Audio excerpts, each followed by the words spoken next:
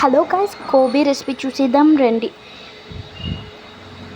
ఇలాగ క్యాబేజీని బాగా తురుము పట్టుకొని బాగా మెత్తగా ఇలాగ వేసుకోవాలి. వాటర్ పోసుకోకండి, ఎందుకంటే ఆల్రెడీ వాటర్ ఉంటుంది కాబట్టి దాంతో ఇంకా వాటర్ అంతా స్ప్రెడ్ అవుతుంది. లైట్గా ఉప్పు వేసుకోండి. ఇప్పుడు బాగా ఇలాగా ఉంటే మనకి బాగా వస్తుంది అన్నమాట క్యాబేజీ గోబీ.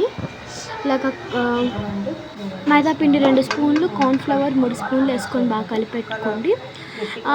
మేమైతే బాగా కలిపెట్టుకొని ఇలా ముద్ద చేసుకున్నాము. ఇలా చేసుకొని బాగా ముద్దగా ఇంకా రౌండ్ షేప్స్ రావడాలి కాబట్టి కొంచెం బాగా ముద్దగా ఇలా కొంచెం పొడిగా ఉండాలి. ఇంకా వేడి కడాయి నూనె వేసుకోవాలి, బాగా కాగాలి.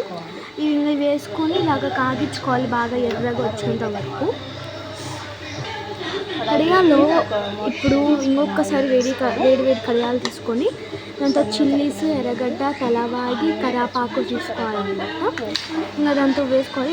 ఇదైతే నైట్ అంతా పచ్చిమిర్చి నానబెట్టి మిక్సీ కొట్టిందనమాట. ట్రై చేయండి. ఫుల్ రాత్రి అంతా నానబెట్టుకొని పేస్ట్ చేసుకున్నదాన్ని ఇలాగా వేసుకోవాలి. బాగా పచ్చివాసన పోయేంత వరకు కలిపెట్టాలన్నమాట.